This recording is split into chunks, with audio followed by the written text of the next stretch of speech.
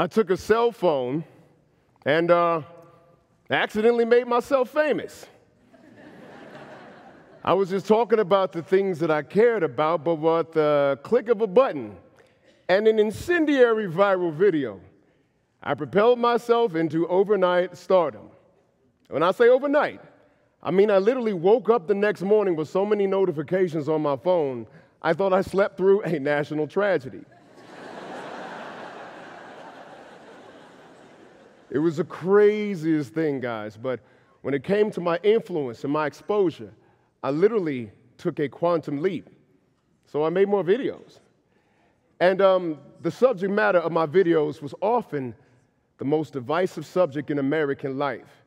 But it was the way that I articulated race that made me somewhat of a digital lightning rod. See, being a survivor myself of police brutality and having lost a childhood friend, Alonzo Ashley, at the hands of the police, I had a little something to say about the topic.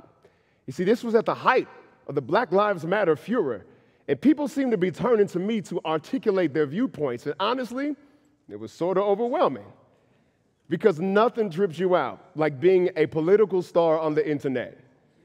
There is no class to teach you how to deal with when people treat you like a messianic figure, a prophet, a new school charismatic leader for the digital age. Folks treating you like Charla the Black Panther from the Marvel universe is flattering. At first. But down the road, it gets a little troublesome. You see, the internet has this interesting quality. In one way, totally brought the world together. And I remember being a kid, and all of this utopian propaganda was being dumped on us about how the World Wide Web was going to span the reaches of people across the globe. But as it turns out, people are people. And this magical superhighway also took the demons of our nature and gave them Ferraris. You see, technology, y'all, is a lot like money. It just brings out what's already inside you and amplifies it. And so I soon became familiar with the phenomenon of the internet troll. These guys seem to live beneath the bridges of said superhighway.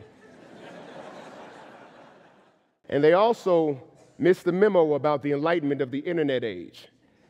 I remember being called highly colorful racial slurs by those who use the anonymity of the internet as a clan hood. And some of them were pretty creative, actually, but others were pretty wounding, especially navigating the post-traumatic world of a police brutality survivor in the height of Black Lives Matter, with all of these people being killed on my timeline. To these trolls, I wasn't a human. I was an idea, an object, a caricature. Did I mention that this race stuff can be kind of divisive? You see, I'm an innately curious person. And as I drew my sword to engage in epic battles in the comment section, I also began to notice that a few of my trolls actually had brains, which made me even more curious and want to understand them even further. And although these supposed morons engaged in what appeared to be original thought, I said to myself, these guys are highly misinformed, at least according to my knowledge. Where are these guys getting these arguments from? Like, was there some kind of alternative universe with alternative facts? Like,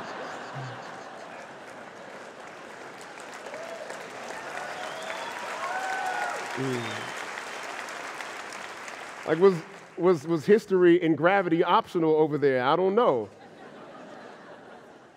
But I needed to know, like I wanted to know. And as it turns out, I had no idea about digital echo chambers. That same target marketing algorithm that feeds you more of the products you like to buy also feeds you more of the news that you like to hear. I had been living in an online universe that just reflected my worldview back to me. So my timeline was pretty liberal. I had no Breitbart or InfoWars or Fox News. No, I was all MSNBC and The Daily Show, CNN and The Griot, right? Well, these trolls were hopping the dimensional doorway, and I needed to figure out how.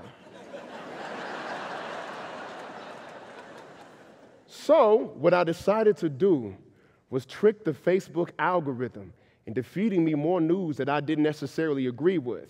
And this worked fine for a while, but it wasn't enough because my online footprint already established the patterns that I like to hear. So, with the anonymity of the internet, I went undercover. I set up this ghost profile and went crazy. Now, on a practical level, like, it was very simple. But on an emotional level, it was kind of daunting, especially with the racist vitriol that I had experienced. But what I didn't realize is that my trolls were inoculating me, thickening my skin, making me immune to viewpoints that I didn't necessarily agree with. And so I didn't react to the same things as I would have several months prior, all right? So I pressed on. Noticing that this stuff also worked on YouTube, I became Lucius25, white supremacist lurker.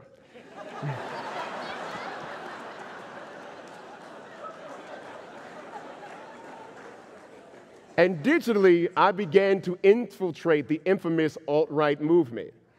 Now, my doppelganger was Edgar Rice Burroughs' John Carter character, a sci-fi hero who was once a Confederate soldier. And to think, like, years ago, I would have needed, like, acting training and, like, makeup and a fake ID.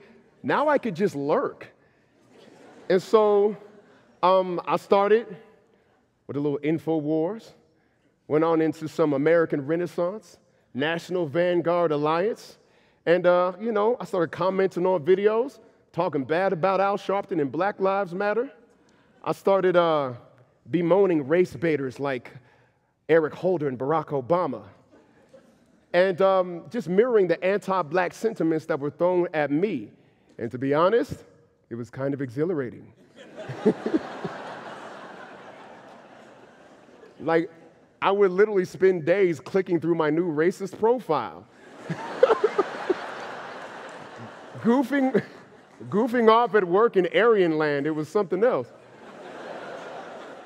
And so I then started visiting some of the pages of my former trolls. And a lot of these guys were just regular Joes, a lot of outdoorsmen, hunters, computer nerds, some of them family guys with videos of their families. I mean, for all I know, some of y'all could be in this room right now, right? Not here. But when I went undercover, I found a lovely plethora of characters, luminaries like Milo Yiannopoulos, Richard Spencer, and David Duke. All of these guys were thought leaders in their own right. But over time, the alt-right movement ended up using their information to fuel their momentum. And I'm going to tell you what else led to the momentum of the alt-right. The left wing's wholesale demonization of everything white and male. If you are a pale-skinned penis haver, you're in league with Satan. Would you believe that some people find that offensive? And the fact is that millennials get a lifetime of diet brand history. I mean, America seems to be hell-bent on filling its textbooks with Cliff Notes versions of its dark past. This severely decontextualizes race and the anger associated with it, and that is fertile ground for alt-facts to grow. Add in the wild landscape of the internet, and it's easy to sell rebranded Mein Kampf ideas to a generation who has been failed by public schools. A lot of these ideas, easily debunked. Alt-facts have that quality. However, one thing kept screaming at me through the subtext of those arguments, and that was, why should I be hated for who I cannot help but be? That was a black man in America that resonated with me. I've spent so much time defending myself against attempts to demonize me and make me apologize for who I am, trying to portray me as something that I'm not, some kind of thug or gangster, a menace to society. Unexpected compassion. Wow. Now listen, the historical source of the demonization of black males and white males is highly different. And where you fall on this argument, sadly, tends to be an accident of birth. Now, you're probably surprised by this perspective. And so was I. Never in a billion years did I think that I could have some kind of compassion for people who hated my guts. Now, mind you, not enough compassion, like want to be friends. I don't have infinite olive branches to extend to people who would not want to see me on this planet, right? But just enough compassion to understand how they got to where they are. And to be honest, there were a couple of fair points. One of them, how as liberals have this wide acceptance for everybody, except for those with honestly held conservative viewpoints. Heaven forbid you love God, this country, and mean it, right? And another thing that they talked about was this fear that they had of something that they labeled as white genocide, that diversity would be a force that will wipe them out. Now listen, I know what it is to fear for the fate of your people. Between crack, AIDS, gang violence, mass incarceration, gentrification, police shootings, black people have more than enough reasons to stay up at night. But if nature is into diversity and you're not, you're going to lose that fight, buddy.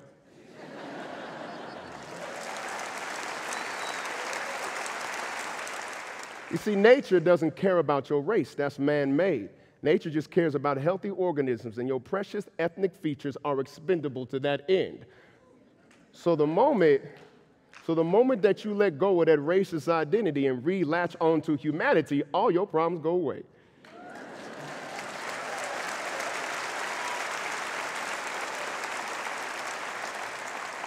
I'm going to tell you what race ain't about to die out. The human race. Join the party, the water's great. Until the water gets too high, but that's another TED Talk. The point is that to get to this point of understanding, you have to let go of that fear and embrace your curiosity. And sadly, too many people will not take that journey to see the world from the other side. And I mean, let's be honest, that doesn't just go for progressives, but also to the right wing and conservatives. You know, as fair as some of their points were, they were still trapped in their own echo chambers, recycling old, outdated points of view, never getting a diversity in perspective, not making them well-rounded in their worldview. So they're not hearing certain anti-racist and political voices, voices like Tim Wise and Michelle Alexander, Dr. Joy DeGruy, Boyce Watkins, Tariq Nasheed. All of these voices have the answers to the questions that they want, but unfortunately they will not hear them due to the power of these echo chambers. We have got to break out of these digital divides because as our technology advances, the consequences of our tribalism become more dangerous. And this whole experience taught me something. Our gadgets ain't gonna save us. All these technological devices are only mastery of the universe out there, not the one in here. And so that's all IQ, not EQ. That's a dangerous imbalance. Where do you get the emotional intelligence, the character development, the virtues of patience, forbearance, compassion, the things that make sure that these devices, however advanced, become a blessing and not a curse? Seems to me that humanity itself needs an upgrade. That's a big task, understandably. But I don't believe in any kind of unbeatable monster. There was no giant out there without perhaps a simple Achilles heel. Now, what if I told you that one of the best ways to actually overcome this is to have courageous conversations with difficult people, people who do not see the world the same way that you see the world. Oh yes, folks, conversations may be indeed the key to that upgrade. Because remember, language was the first form of virtual reality. It is literally a symbolic representation of the physical world. And through this device, we change the physical world. Keep in mind, conversations stop violence. Conversations start countries. They build bridges. And when the chips are down, conversations are the last tool that humans use before they pick up the guns.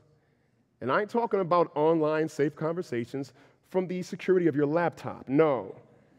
I'm talking about in-your-face conversations with real, breathing people. And for me, this looks like running a community forum called Shop Talk Live. In Shop Talk Live, we have the conversations that change lives. We meet the community right where they are, And we've done everything from divert gang violence in real time to help find people jobs to mentoring homeless youth. And the reason why we needed to do this is because there was a severe lack of trust in the black community due to the violence of the crack era. And so we ended up taking agency into our own hands, solving our own problems, not waiting for anybody else. And the truth is, from the mayor to the felon, you're going to find them in that barbershop. And so what we did was just organize what was already going on. And so what I started doing was mining these alternative viewpoints from these alternative digital universes, dissecting them, breaking them down into controversial talking points. Then, with my cell phone, I flipped the internet against itself and began to broadcast these live conversations to my online followers. This made them want to leave the safety of their laptops and meet us in person to have real conversations with real people in real life. And we did this. Thank you. We built bridges to so many other communities, from the LGBTQ community to the Arab immigrant community, and even sat down with somebody with a Confederate flag on their hat and talked about the things that actually mattered. It is time that we stop trying to hack our way around the human experience. There is no way out of each other. Stop trying to find one. We have to understand something. Human beings all want the same things, and we have to go through each other to get these things. These courageous conversations are the way that these bridges are built. It is time that we start seeing people as people, and not simply the ideas that we project onto them or react to. Human beings are not the barriers, but the gateways to the very things that we want. This is a collective and conscious evolution. My journey began with a terribly popular cell phone video and a fallen friend. Your journey begins right about now. Join the renaissance in human connection. It is going to happen with or without you. My suggestion, pick a topic and start a community dialogue in your neck of the woods. Meet folks back in real life, and I'm going to tell you, when you trick the algorithm of your existence, you will get some diversified experiences. It is time to grow, people. And when we do this, not if, it will be clear that the key to this upgrade was always our inner world, not some device that we create. And the doorways to this experience is now and will forever be each other. Thank you.